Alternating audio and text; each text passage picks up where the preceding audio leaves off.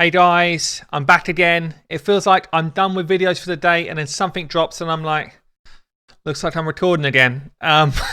We have just been dropped the champion details for completing Faction Wars. So she is coming 2.3, patch 2.3. It's a month's time. We've got time to get involved and I'm sure 99.9% of you watching this are like, Faction Wars, I've got no chance of getting that champion anytime soon, which is fair. Because actually competing Faction Wars is tough.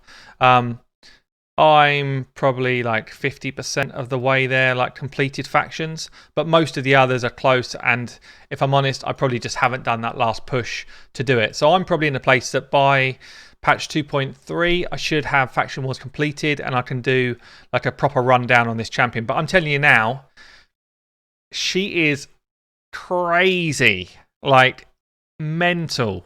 I called it out actually in a video a couple of videos ago. I said, you know, to get Arbiter, that quest line is tough, and Arbiter is still really relevant in the game for everyone that gets her. Like, as soon as you get an Arbiter, you know you're using your Arbiter. Everyone is. Every single person that's got her, she's in a team somewhere, okay? This champion is much harder to get again than Arbiter, like the next level hard to get again. She's going to be a Void Legendary. She's actually going to be another Dark Elf. They seem to love Dark Elf faction. But let me pull up the image. So this is Lydia. Lydia the Deathsiren. She looks kind of cool. I don't know if she looks like crazy cool. I really love the wings, what they did with that. I don't know if she looks like she's just a bit grumpy. I wouldn't say Deathsiren. I'd be like, gosh, she looks grumpy. But anyway, maybe she'll look a bit better once she comes out. I don't know.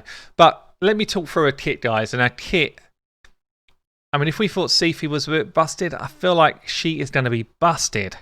Like totally insane. So let's go through it. A1, Oppression. Let's bring it up here so you guys can read it alongside me. Oppression. Attacks one enemy, 75% chance of placing a fear debuff for one turn. A1, straight in there with a fear. Also has got a 75% chance of increasing poison sensitivity by one more turn. We know how busted poison sensitivity is in the right place. That does that as well. Attacks enemy champions with this skill whenever they place a freeze, a stun, a fear, or a true fear on an ally. Okay? The number of attacks increases according to how many of these debuffs are placed. One attack for each. The first attack will go on to the attacker, whilst the rest are random hits. So your whole team could be frozen. She can then just go and whack fear on all of them and poison sensitivity out on all of them.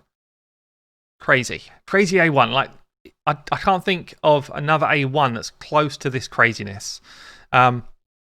So A2 attacks all enemies. This is basically like your Venus stroke Draco A2.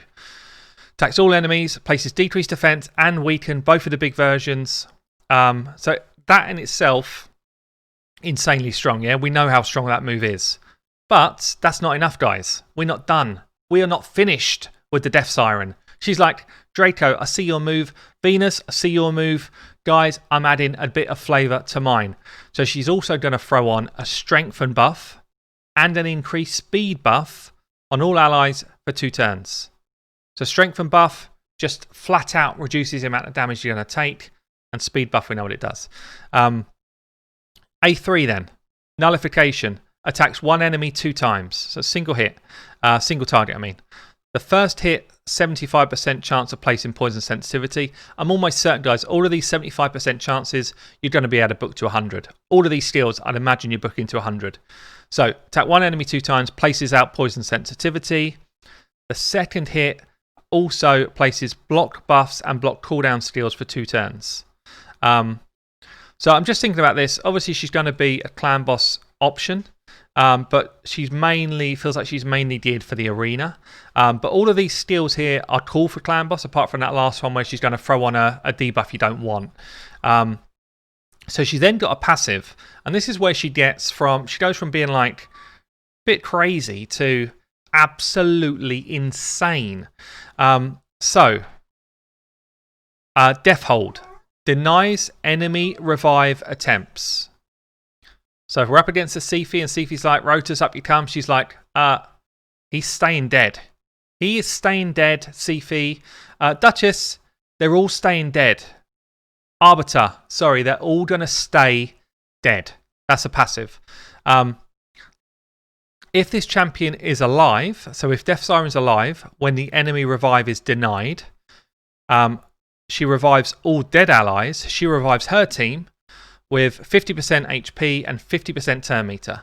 And she gets another turn. Grants an extra turn if there are no dead allies.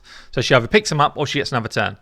If this champion is dead, so if Deathsiren's laying on the floor when she blocks a revive, so what crazy, she revives herself with 50% HP and turn meter. This skill will ignore block revive. So what I'm getting from that is if Foley sits me down with a block revive, she's like, I can still revive myself. If Foley sits down one of your other team with a block revive, she's like, I'm going to pick them up anyway. It's a 7-turn cooldown, so I'm guessing like it's usable once and then it's done. But guys, that kit is bonkers. All of it is bonkers. I guess one of the things we don't yet know and we'd have to play around with is, for this day 1 where it says whenever a free stun, fear, true fear is placed on an ally, she attacks a ton of times. What if she's stunned? What if she's feared? What if she's frozen? There's nothing in a kit that I can see that says she's immune to that stuff. So I guess if she's frozen, she just can't attack. And actually, it's a bit of a moot point. What can you do? You're frozen anyway, love. A2 is all out bonkers, brilliant all the way through. A3, she's got poison sensitivity. She doesn't bring her own poisons, but she'll then be one of 2 champions in the game that have got poison sensitivity. And the passive there is kind of all kinds of busted. All kinds of busted.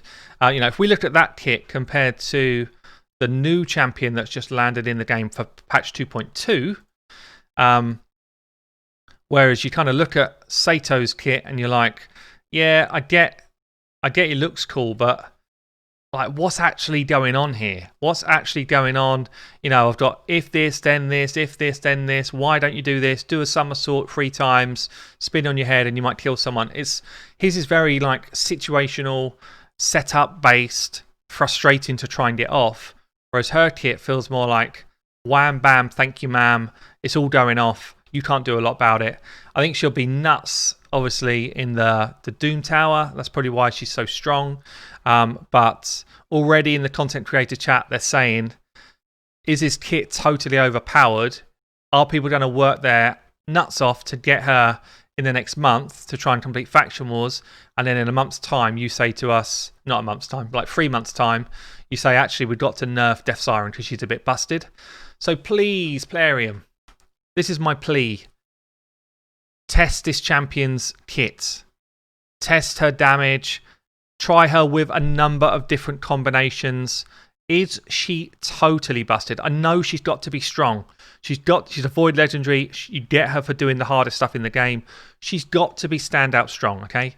But don't make her so insane that we just get the whole community crying about her as a champion. Anyway, guys, I've been Hell Hades. Hopefully that's it for videos today. I'll catch you later.